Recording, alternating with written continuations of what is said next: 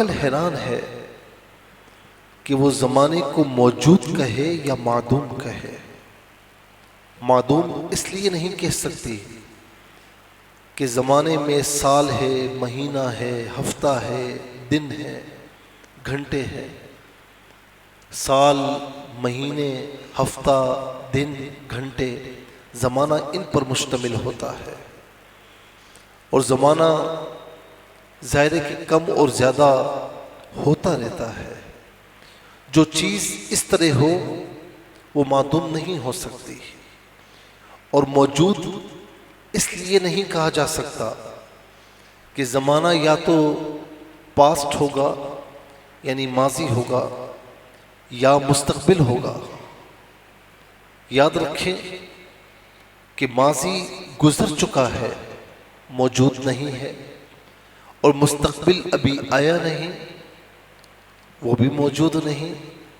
رہا حاضر تو وہ ناقابل تقسیم ہے۔ کہنا یہ ہے کہ عقل اب تک اس کا ادراک نہیں کر سکی کہ زمانہ موجود ہے یا معدوم ہے۔ عقل اس پر حیران ہے، اور رب کریم یہاں پر زمانے کی قسم ارشاد فرما رہا ہے۔ انسان ساری زندگی گناہ کرتا رہے اور اپنی عمر کے آخری حصے میں بھی توبہ کر لے تو اللہ کریم اس کو بھی جنت عطا فرماتا ہے، اور جس جنت میں وہ ابد الآباد تک رہے گا۔ انسان کی پوری زندگی کا وہی قیمتی لمحہ ہے، اور اس سے پہلے کی زندگی انسان محض ضائع کرتا ہے، برباد کرتا رہا، ضائع کرتا رہا۔ وہی قیمتی مرحلہ ہے کہ جس میں اس نے اللہ کی طرف رجوع کر لیا۔ لوگوں کی عادت ہے کہ ان پر جو مصائب آتے ہیں، پریشانیاں آتی ہیں، جو نقصان ہوتے ہیں، وہ ان کو زمانے کی طرف منسوب کر دیتے ہیں۔ ہم کہتے ہیں نا یار زمانہ بڑا عجیب و غریب ہے، زمانہ بڑا خراب ہے۔ تو یہاں پر فرمایا جا رہا ہے، زمانے کی قسم ارشاد فرما کر یہ ظاہر کیا جا رہا ہے کہ زمانہ تو اللہ تعالیٰ کی نعمت ہے، اس میں کوئی عیب نہیں۔ عیب اصل میں انسان میں ہے، وہ اپنی کرتوتوں اور بدعمالیوں کی وجہ سے نقصان اٹھاتا ہے، اور پھر اسی نقصان کی نسبت وہ زمانے سے جوڑ دیتا ہے۔ زمانہ تو اللہ تعالیٰ کی نعمت ہے۔ زمانے کے گزرنے سے انسان کی عمر کم ہوتی ہے، اور اگر اس زمانے میں وہ نیک کام نہیں کرے گا تو اس کو سراسر نقصان ہوگا۔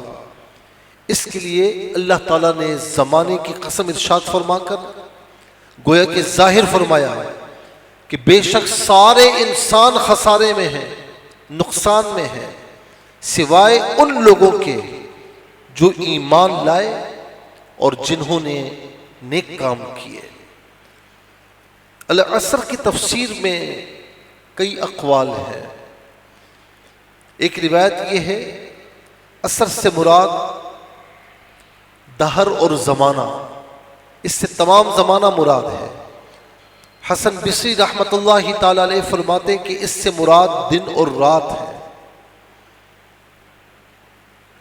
بلکہ حسن بصری رحمۃ اللہ تعالی علیہ یہ فرماتے ہیں کہ اس سے مراد زوال شمس سے لے کر غروب شمس تک کا وقت ہے۔ ابن کیسان کہتے ہیں کہ اس سے مراد دن اور رات ہے۔ قتادہ کہتے ہیں کہ اس سے مراد دن کی ساعات میں سے آخری ساعتیں ہیں۔ مقاتل کہتے ہیں کہ اس سے مراد عصر کی نماز ہے، کیونکہ وہ صلاۃ وسطیٰ ہے۔ اور یہ بھی فرمایا کہ عصر سے مراد خاص عصر کی نماز کیوں ہے؟ اس لیے کہ اللہ تبارک و تعالیٰ نے یہ فرمایا کہ حافظوا علی الصلوات والصلاۃ الوسطیٰ، نمازوں کی محافظت کرو، خاص طور پر درمیانی نماز کی، اور یہ درمیانی نماز عصر کی نماز ہے۔ ایک حدیث پاک میں ہے کہ جو طلوع شمس سے پہلے کی نماز یعنی فجر کی نماز، اور فرمایا کہ غروب شمس سے پہلے کی نماز یعنی عصر کی نماز، اس میں خاص طور پر ان نمازوں کی حفاظت کرو۔ طلوع شمس سے پہلے سستی گھیر لیتی ہے، انسان سو رہا ہوتا ہے، اسے سو کر اٹھنا مشکل لگتا ہے، اور غروب آفتاب سے پہلے عصر کے وقت میں انسان کاروبار میں مصروف ہوتا ہے، کاروبار سے وقت نکالنا، کاروبار کی مصروفیات میں سے وقت نکال کر نماز کے لیے آنا، لوگ عام طور پر اس میں بھی سستی کرتے ہیں۔ تو فرمایا کہ ان دونوں نمازوں کی محافظت کرو۔ اور ایک روایت میں یہ بھی ہے کہ جس کی عصر کی نماز جاتی رہی اس کا اہل و مال جاتا رہا۔ تو ایک روایت کے مطابق اس سے مراد عصر کی نماز ہے، اور پھر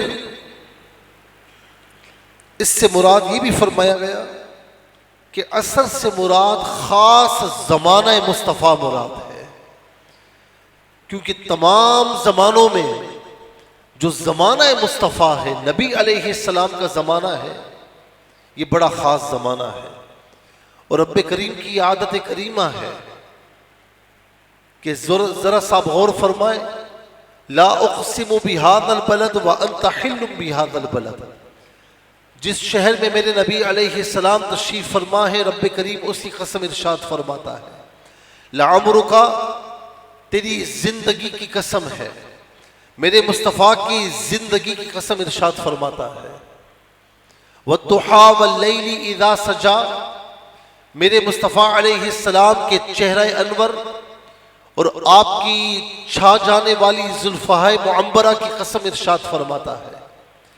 اسی طرح یہاں پر زمانہ مصطفیٰ کی قسم ارشاد فرمائی کہ میرے نبی تیرے زمانے کی قسم ہے کہ بے شک تمام انسان خسارے میں ہے۔ اور ایک روایت یہ بھی ہے کہ اگر اس سے مراد عصر کا وقت لیا جائے، غروب شمس سے پہلے کا وقت، تو یاد رکھیں کہ جو فرشتے صبح آتے ہیں تو وہ غروب شمس سے پہلے جانے کی تیاری میں ہوتے ہیں، غروب شمس کے بعد جن فرشتوں کو آنا ہوتا ہے وہ آ چکے ہوتے ہیں، گویا کہ دونوں جماعتوں کا میلان ہوتا ہے۔ صحیح ہے؟ اب جو فرشتے رات والے آ چکے ہیں، انسان اس وقت اگر عبادت میں مصروف ہو تو گویا کہ وہ بھی ہماری عبادت کے گواہ بن جاتے ہیں، اور وہ لوگ، وہ فرشتے کہ جو اللہ تعالیٰ کی بارگاہ میں جا رہے ہوتے ہیں، تو اللہ تعالیٰ ان سے پوچھتا ہے کہ بتاؤ تو صحیح، حالانکہ وہ جانتا ہے، بتاؤ تو صحیح تم نے میرے بندوں کو کس حال میں پایا؟ تو وہ اللہ تعالیٰ کا نام لے کر قسم ارشاد فرماتے ہیں، قسم کھاتے ہوئے عرض کرتے ہیں کہ مولا ہم تیرے نام کی قسم کھا رہے ہیں کہ ہم تیرے بندوں کو اس حال میں چھوڑ کر آئے ہیں کہ وہ تیری عبادت کر رہے تھے۔ اللہ اکبر، کیا شان ہے میرے مولا عز و جل کی۔ تو یہ وقت بڑا اہم ہے، اسی لیے اس وقت کی ہمیں قدر کرنی چاہیے، اور زمانہ مصطفیٰ اگر مراد لیا جائے تو میرے نبی صلی اللہ تعالی علیہ وسلم کے بارے میں گویا کہ اللہ رب العالمین فرما رہا ہے کہ محبوب تیرے زمانے کی قسم ہے، اور اس لیے فرمایا کہ حضور نبی کریم صلی اللہ تعالی علیہ وسلم کو جو زمانہ ہے، اور پھر اس کے بعد آپ علیہ السلام کے صحابہ کرام رضوان اللہ علیہم اجمعین، آقا نے فرمایا نا کہ خیر القرون قرنی، بہترین دور، بہترین زمانہ میرا زمانہ ہے۔ پھر اس کے بعد کون سا زمانہ ہے؟ اس کے بعد میرے بعد کا فوراً جو ملا ہوا ہے صحابہ کرام کا۔ جتنا زمانہ میرے مصطفیٰ سے دور ہوتا رہا تو فرمایا کہ بہتری میں کمی آتی رہی. جو زمانہ میرے مصطفیٰ کا ہے وہ سب سے بہترین زمانہ ہے. تو گویا کہ اس زمانے کی قسم ارشاد فرماتے ہوئے یہ فرمایا جا رہا ہے کہ بے شک انسان نقصان میں ہے. ایک روایت یہ ہے کہ یہ الف لام استغراق کے لیے ہے، جیسا کہ مولا علی رضی اللہ تعالیٰ عنہ اس کی تفسیر میں فرماتے ہیں کہ بے شک ابن آدم تمام کے تمام ہلاکت اور نقصان میں ہے. اور ایک روایت یہ ہے کہ یہاں پر الف لام جو ہے عہد کا ہے اور اس سے مراد خاص طور پر کفار ہے. بہرحال انسان کیوں خسارے میں ہے، ذرا اس پر غور کیجیے. کیونکہ انسان خسارے سے نکل ہی نہیں سکتا، خسارے کے علاوہ چارہ ہی نہیں ہے. جس نے زمانہ ایسے ہی گزار دیا، زندگی ایسے ہی گزار دی، تو اللہ تعالیٰ کی بارگاہ میں وہ پچھتائے گا.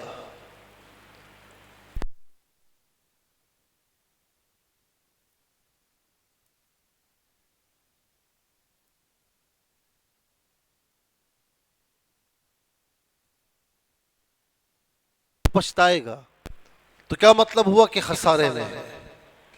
جس نے کم نیکی کی، اچھا جو ایمان لایا اور کم نیکی کی، وہ بھی روز قیامت پچھتائے گا کہ مولا میں نے زیادہ نیکیاں کیوں نہیں کی. قرآن کریم میں فرمان ہے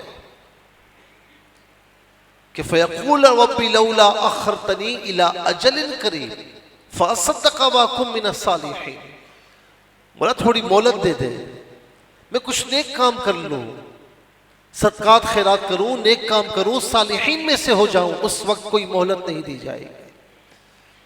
جس نے زیادہ نیکیاں کی ہیں، زیادہ نیکیاں کی ہیں، تو وہ روز قیامت وہ بھی پچھتائے گا کہ میں نے اور زیادہ نیکیاں کیوں نہیں کی. اچھا جس نے نیکیاں کی لیکن خشوع اور خضوع کے ساتھ نہیں کی، وہ بھی پچھتائے گا کہ میں خسارے میں رہا، میں نے خشوع اور خضوع کے ساتھ نیکیاں کیوں نہیں کی.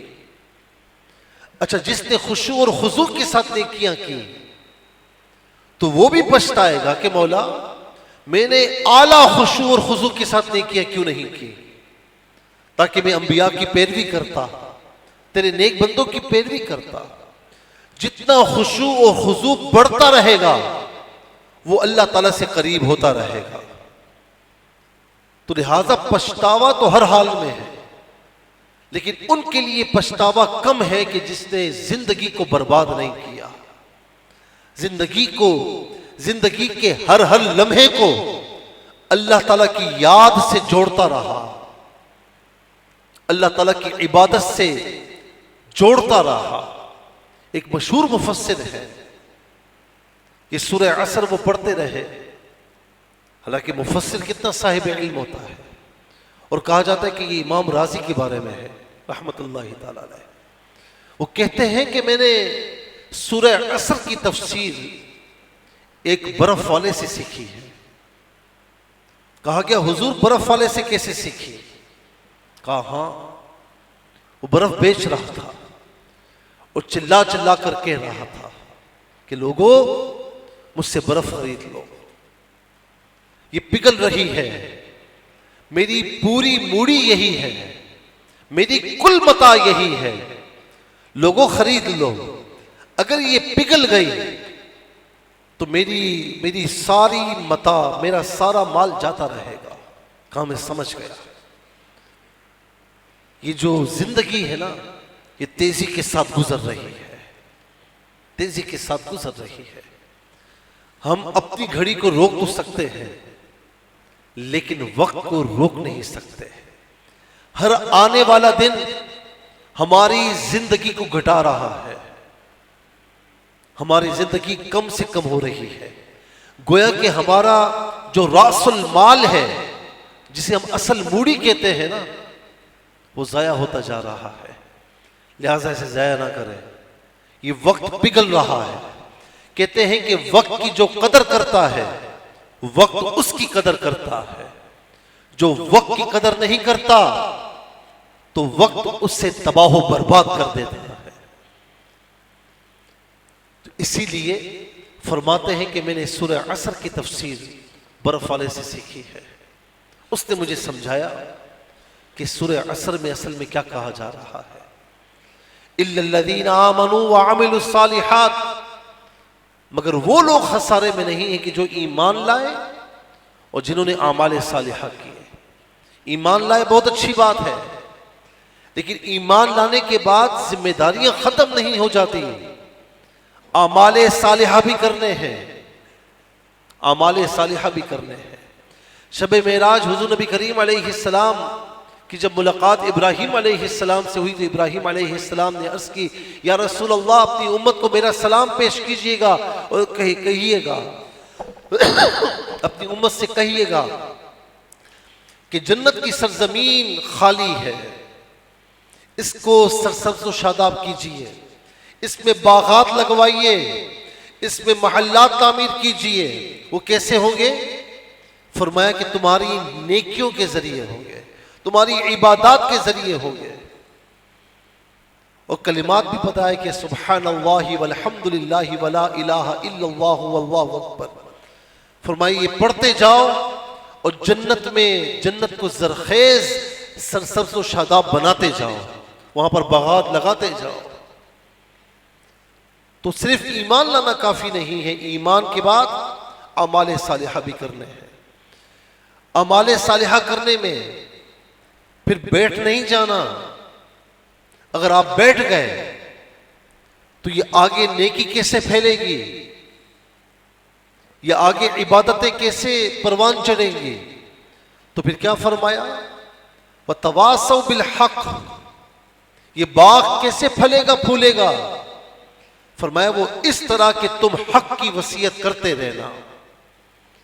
وصیت کسے کہتے ہیں؟ کہ کسی کو پابند کیا جائے اور اس میں استمرار پایا جائے کہ تمہیں یہ کام کرنا ہے اور ہمیشگی کے ساتھ کرنا ہے، کنٹینیوسلی کرنا ہے، اس میں استمرار پایا جائے۔ تو وَتَوَاصَوْا بِالْحَقِّ وَتَوَاصَوْا بِالصَّبْرِ، جو اللہ کے وہ بندے جو خسارے میں نہیں ہیں نا، وہ ایمان والے بھی ہیں، نیکیاں کرنے والے بھی ہیں، اور نیکیوں کو اپنے تک محدود نہیں رکھتے بلکہ نیکیوں کو آگے پھیلاتے چلے جاتے ہیں۔ وَتَوَاصَوْا بِالْحَقِّ، اللہ اکبر۔ اسی لیے نبی علیہ السلام نے فرمایا نا کہ کلکم راع وکلکم مسئول عن رعیتہ، تم میں سے ہر ایک نگہبان ہے اور ہر ایک سے اس کی رعایت کے بارے میں سوال کیا جائے گا۔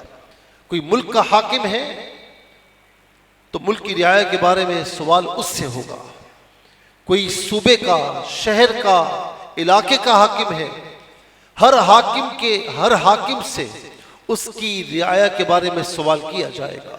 کوئی گھر کا حاکم ہے تو اس سے بھی سوال کیا جائے گا کہ تو نے حق کی وصیت کی تھی یا نہیں کی تھی۔ وَتَوَاصَوْا بِالْحَقِّ وَتَوَاصَوْا بِالصَّبْرِ، اور صرف حق کی وصیت نہ کرتا رہے بلکہ صبر کی وصیت بھی کرتا رہے۔ کیوں؟ کہ جب تم دین اسلام کی تبلیغ میں قدم رکھو گے، تبلیغ کے میدان میں جاؤ گے، تو تم پر مصیبتیں بھی آئیں گی، پریشانیاں بھی آئیں گی، مشکلات بھی آئیں گی، رکاوٹیں بھی آئیں گی۔ ماتھے پر شکن مت لانا، خود بھی صبر کرتے رہنا، اور پھر جو تمہارے ماتحت ہیں ان کو بھی صبر کی تلقین کرتے رہنا۔ صبر کرتے رہو گے، حق کے ساتھ وصیت پر جمے رہو گے، تو رب تعالیٰ پھر وعدہ فرماتا ہے کہ تم کامیاب ہو، تم دنیا میں بھی کامیاب ہو اور آخرت کی زندگی میں بھی کامیاب ہو۔ اللہ اکبر۔ یہ سورت ہمیں بہت کچھ سکھاتی ہے کہ دنیا میں زندگی بسر کرنی ہے تو یاد رکھنا کہ یہ زندگی بڑی قیمتی ہے، ایک سانس بڑا قیمتی ہے، اس کی قدر کیجئے، اپنے وقت کو فضول برباد نہ کریں، ورنہ روز قیامت پچھتاوے کے سوا کچھ نہیں ہوگا۔ اور اپنی زندگی کے ایک لمحے کو نیکیوں کے ساتھ جوڑے رکھیں، اور اس کے لیے سب سے بہترین صورت کیا ہے کہ اپنے آپ کو نیک لوگوں کے ساتھ جوڑے رکھیں. نیک لوگوں کے ساتھ جڑے رہیں گے، نیکیوں کی خوشبوئیں آپ سے آتی رہیں گی.